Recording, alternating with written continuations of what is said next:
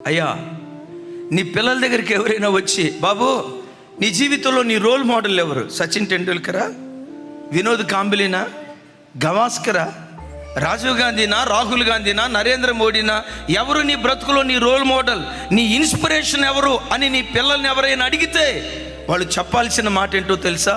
రాహుల్ గాంధీ కంటే, నరేంద్ర మోడీ కంటే, ఇందిరాగాంధీ కంటే, సచిన్ టెండూల్కర్ కంటే నా బ్రతుకులో నా రోల్ మోడల్ నన్ను కన్న నా తండ్రే, నన్ను కన్న నా తల్లే.